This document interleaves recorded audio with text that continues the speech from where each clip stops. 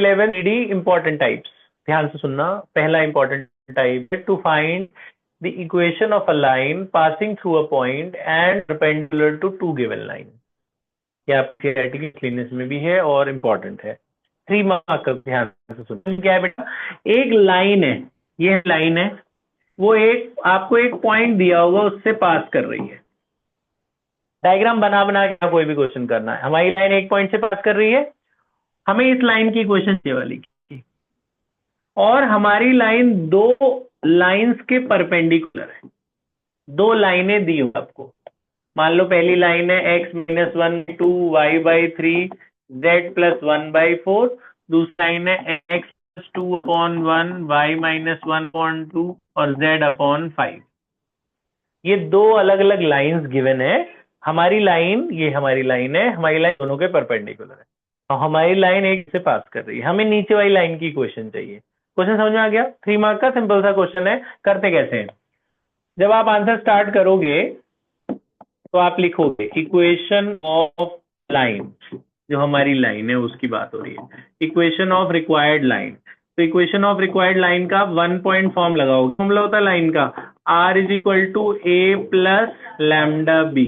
इसमें a और b डाल दो। a क्या होता है, पासिंग पॉइंट, और b क्या होता है, पैरेलल वेक्टर। a क्या होता है, पासिंग पॉइंट, b क्या होता है, पैरेलल वेक्टर। ये रहा पासिंग पॉइंट 1 2 3। इसको IJ में बदल दो, क्या होगा बोलो, 1i + 2j + 3k। a तो मिल गया, सवाल है b तो है ही नहीं, इसके पैरेलल कोई वेक्टर नहीं रखा, बल्कि परपेंडिकुलर लाइंस रखी।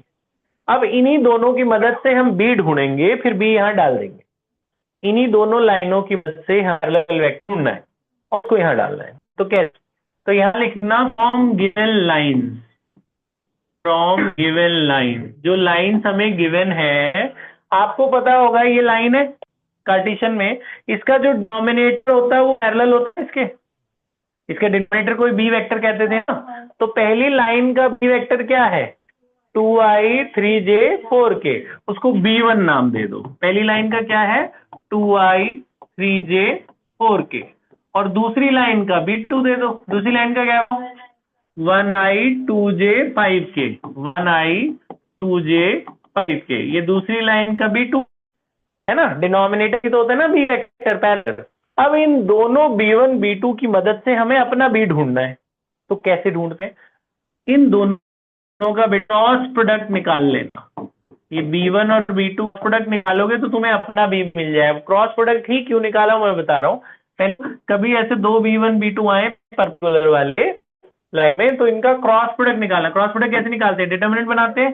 पहली रो में क्या लिखते हैं, i j k, दूसरे में b1 के कोफिशिएंट कितने हैं, 2 3 4, 2 3 4। b2 के कोफिशिएंट कितने हैं, 1 2 5। खोल दो, खोलो, प्लस माइनस प्लस। पहले क्या होगा, i का रो और कॉलम क्या, 15 माइनस कितना हुआ, 7i। तो ये हो गया जी 7i। दूसरा माइनस का लेंगे, ये हुआ 10 माइनस 4 6j, है ना। और तीसरा प्लस का k ले लो, 4 माइनस 3 1k। ये b आ गया ना, इस b को उठा के यहाँ डाल दो इक्वेशन 1 में, तो लाइन की इक्वेशन आ गई। तो r = a तो ये था ही, b वो वाला यहाँ डाल देंगे, प्लस लैम्डा टाइम्स b आपका ये आ गया 7i - 6j + 1k। बस आंसर आ गया। 3 मार्क है, देखो फ्री के मार्क। तो ये इसका कंसेप्ट क्या है, ये लगाया क्यों ऐसा, वो मैं बताया आपको। ये b1 b2 से b कैसे आ गया वो सुनो। अच्छा पहले एक बार दोबारा से ये बात समझ में आ गई आपको कि a + λb, हमें इस लाइन की क्वेश्चन चाहिए थी। a तो हमारे पास था, बस b नहीं था। तो जो दो लाइनों थी हमने वहां से b1 b2 निकाल लिया, इसका डिनोमिनेटर b1 इसका b2, उससे हमने क्रॉस प्रोडक्ट करके b निकाल लिया। क्यों निकाला, देखो ये हमारी लाइन है, इस लाइन के जो पैरेलल वेक्टर होगा वो b1 वेक्टर होगा, लेकिन हमारे पैरेलल तो अभी भी नहीं है ये।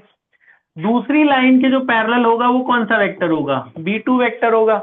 जब आप दो का क्रॉस प्रोडक्ट निकालते हो, तो मैंने आपको बताया था क्रॉस प्रोडक्ट एक ऐसा वेक्टर होता है जो दोनों के परपेंडिकुलर होता है। ये a है, ये b है, इन दोनों का क्रॉस प्रोडक्ट ये होता है ना, वो इसके भी परपेंडिकुलर होता है और इसके भी। तो B1 B2 का जो क्रॉस प्रोडक्ट करके आएगा वो B1 के भी परपेंडिकुलर होगा और B2। अब जरा देखो B1 B2 के परपेंडिकुलर एक लाइन खींचो, जो B1 के भी परपेंडिकुलर है B2 के भी परपेंडिकुलर है, वो हमारी लाइन के लिए क्या है, इसीलिए वो हमारे लिए B बन गया। जो B1 B2 के परपेंडिकुलर होगा वो हमारी लाइन के लिए क्या होगा, पैरेलल होगा, तो इसीलिए हमने वो हमारा वो B बन गया, B में डाल दिया। आया समझ में? ये इसका कंसेप्ट है। कंसेप्ट समझ आ गया? सिंपल है। ए पता था, बी ढूंढना था, बी हमने यहां से ढूंढ लिया, B1 B2 से, खत्म। ये समझ में आ गया? ठीक है। सेकंड टाइप बता दूं, फर्स्ट टाइप आ गया आपको, ये फर्स्ट टाइप है। दो दो टाइप करा देते हैं, दो टाइप आज, दो टाइप नेक्स्ट उसमें। सेकंड टाइप सुनो, सेकंड इंपॉर्टेंट टाइप, ध्यान से सुनना फिर लिख लेना आप, ये दोनों नोट कर लेना। सेकंड टाइप है बेटा, टू फाइंड, जो इस बार का इनके सैंपल पेपर वाला है वो ही करा देता हूं मैं। देखो इस बार के सैंपल पेपर का आया है वो बता देता हूं मैं, तो मतलब 5 टाइप हो गए, इस बार के सैंपल पेपर को भी एक कंसिडर कर लेते हैं। इसमें क्या था बेटा कि एक लाइन है, एक लाइन है, उसकी इक्वेशन निकालनी। To find equation of a line, to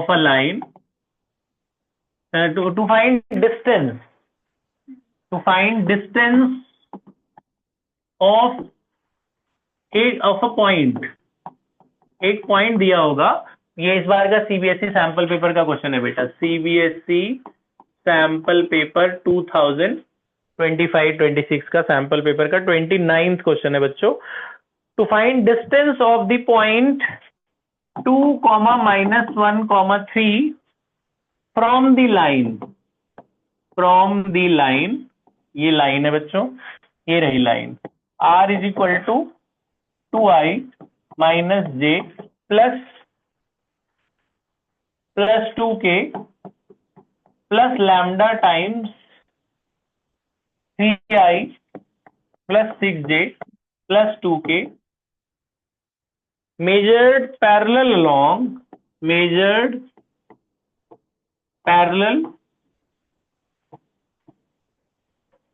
to the z axis।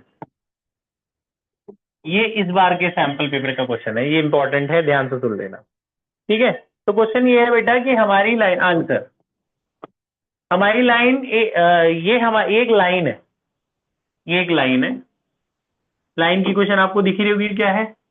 इसको आप उसमें कन्वर्ट कर सकते हो, कार्टेशियन में। कार्टेशियन याद है क्या होता था Cartesian, x minus x1 upon a, y minus y1 upon z minus z1 upon c।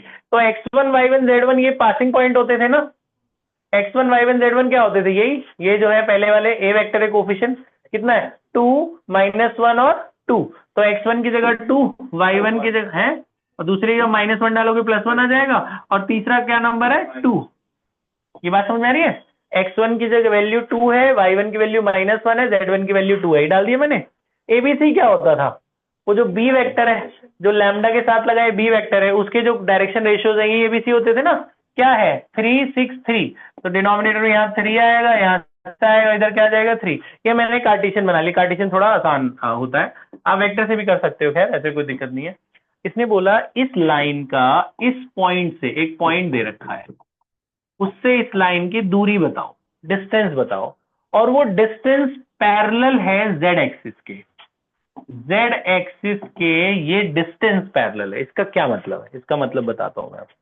तो ना ये यहां पर एक पॉइंट निकाल लो, कैसे निकलता है पॉइंट, ये जो लाइन दे रखी है ना, ध्यान सुनो इधर, इस लाइन को कुछ मान लो, ये तीनों रेशियो इक्वल है ना, इसको लैम्डा मान लेना, मतलब पहला भी लैम्डा के बराबर, दूसरा भी और तीसरा भी, तीनों को अलग अलग लैम्डा के इक्वल करो, पहला भी इक्वल टू लैम्डा, दूसरा भी इक्वल टू लैम्डा, और तीसरा भी इक्वल टू लैम्डा। यहाँ से एक्स वाई जेड निकालना जरा, एक्स की वैल्यू कितनी आएगी 3 लैम्डा प्लस 2, ये बात समझ आई, क्रॉस मल्टीप्लाई, 3 लैम्डा उधर जाएगा, -2 ऐड। वाई की वैल्यू बताओ, वाई की वैल्यू कितनी आएगी 6 लैम्डा -1, जेड की वैल्यू कितनी आएगी 3 lambda plus 2, x Y Z आ गया।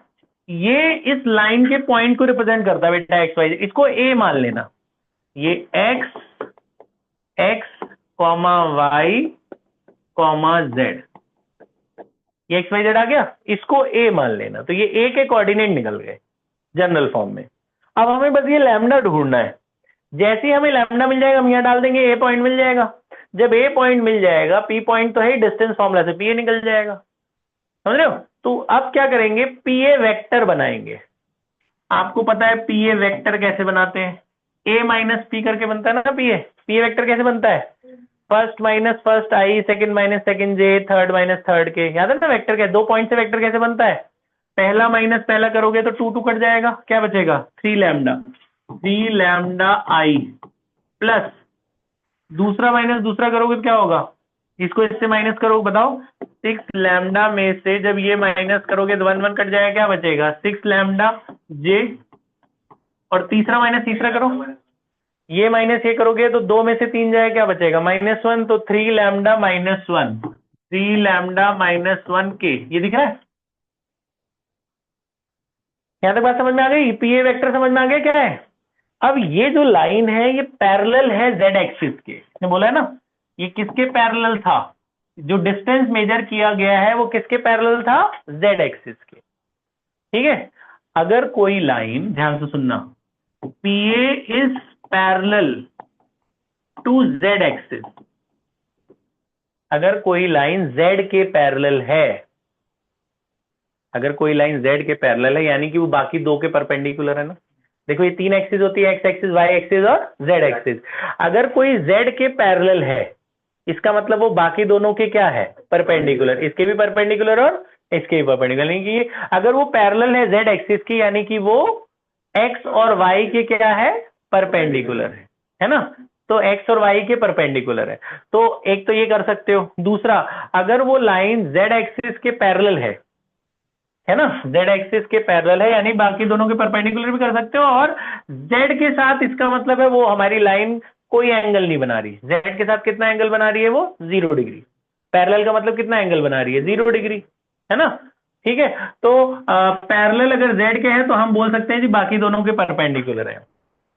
तो आपने क्या करना है कि इसको आप ऐसे याद है, जो जेड वाला एलिमेंट 3 डायरेक्शन को साइन होते थे, एक एल होता था, एक एम होता था और एक एन होता था, तो N equal to cos gamma होता है ना, एन इक्वल टू क्या होता है, कॉस गामा। तो अगर कोई जेड के साथ पैरेलल है इसका मतलब वो जेड एक्सिस के साथ कितना एंगल बना रही है 0 डिग्री, है ना, तो गामा की वैल्यू 0 है, ठीक है।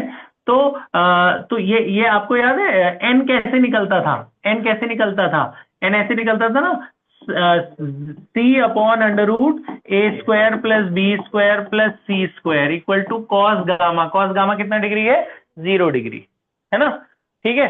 तो यहां से सी, ये सी है ना, सी की वैल्यू कितनी है 3 lambda minus 1 upon under root क्या होगा this square plus this square plus this square, 3 lambda का स्क्वायर प्लस 6 लैम्डा का स्क्वायर प्लस 3 लैम्डा माइनस 1 का square equal to cos 0, cos 0 क्या होता है 1। अब यहां से क्रॉस मल्टीप्लाई करके स्क्वायरिंग वगैरह करके लैम्डा आ जाएगा, फिर उस लैम्डा को उठा के यहां डाल देंगे ए में, लैम्डा को उठा के यहां डाल देना या चाहे वहां डाल देना, इसमें पी ए में, ये लैम्डा को उठा के पी ए में डाल देना तो तुम्हें पी ए वेक्टर मिल जाएगा ना।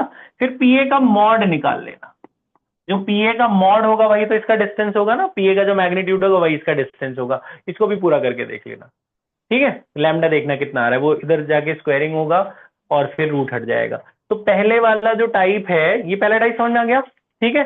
पहला टाइप का पहले एक क्वेश्चन लिखो, मैं बोलता हूँ, इसको देख के वो करो, कॉपी मत करो, पॉज कर दो बेटा।